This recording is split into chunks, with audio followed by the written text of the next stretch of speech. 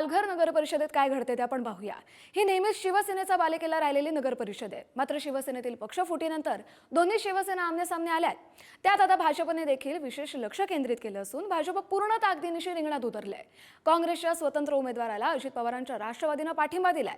त्यामुळे या आघाड्या आणि बिघाड्या काय रंगत आणतात याचा आढावा घेतलाय आमचे प्रतिनिधी जितेंद्र पाटील यांनी। पाहूयात त्यांचा रिपोर्ट। पालघर अनेक वर्षापासून शिवसेनेचा बालेकिल्ला राहिलेला आहे। पक्षफुटीनंतर आता दोन्ही शिवसेना आमने-सामने आल्याचं आपल्याला पाहायला मिळतंय। त्यातच भाजपने देखील आता पूर्ण ताकदीने त्यांचा उमेदवार देखील या निवडणुकीच्या रिंगणात उभा केलेला आहे। त्यामुळे आता पालघर नगर परिषदेची निवडणूक ही तिरंगी होणार असल्याचं आपल्याला पाहायला मिळतंय। मात्र या पालघर नगर परिषदेवर कुठला पक्ष आपला झेंडा फडकवणार हे येत्या 3 तारखेला स्पष्ट होणार आहे।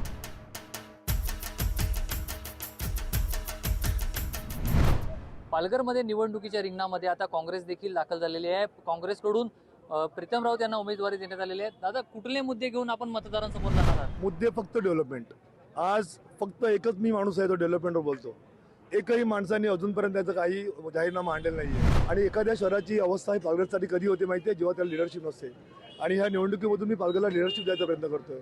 आज पालघरला 250 कोटीचा निधी आलाय, पण आज पालघरमध्ये सगळीकडे खड्डे, धूळ, कचरा, ट्रॅफिक जाम ह्याच्या व्यतिरिक्त काय नाही आहे।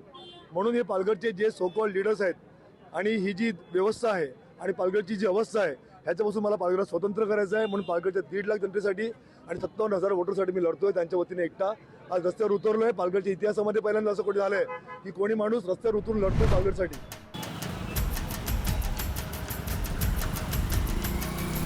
ठाकरेंच्या शिवसेनेकडून आता उत्तम पिंपळे यांना उमेदवारी जाहीर केल्यानंतर आता अखेरचा प्रचार जो आहे तो सुरू आहे आणि आपल्यासोबत आता उत्तम पिंपळे। भाऊ, काय सांगाल, कुठले मुद्दे घेऊन तुम्ही मतदारांसमोर जाता? आज शहरामध्ये फिरताना असंख्य मुद्दे आहेत। त्याच्यामध्ये पाण्याची टंचाई असो, खड्डे, रस्त्यांचे खड्डे असो किंवा आरोग्याचे विषय असो, म्हणजे मच्छरचा प्रभाव। म्हणजे आरोग्याच्या विषयामध्ये तुम्ही सांगितलं हॉस्पिटलचं इकडे चालतंत्र नाही। मच्छरचा म्हणजे 5 मिनिटं जरी तुम्ही उभे राहिलात तरी मच्छर हैराण करून टाकतात। म्हणजे जर 10 लाखाचा ठेका 1-1 करोड रुपये तुम्ही खर्च करता आणि जर ते मच्छर आणि गटर आणि रस्ते जर साफ होत नसेल तर हे 90 लाख रुपये कुठे जातात? हे असे विविध प्रश्न आहेत। पालघरमध्ये तिरंगी लढत जी आहे ती आता नगर परिषदेत होणार आहे आणि त्यातच भाजप, शिवसेना आणि शिवसेना शिंदे गट अशी आमने-सामने आपल्याला पाहायला मिळणार आहे। आपल्यासोबत भाजपचे उमेदवार कैलास मात्रे आहेत। सर, कुठले मुद्दे घेऊन आपण मतदारांसमोर जातात?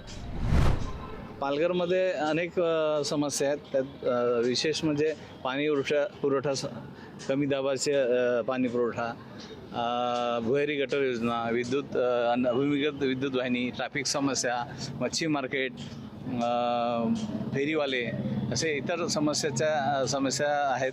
त्या सोडवण्याचा प्रयत्न आम्ही करणार आहोत।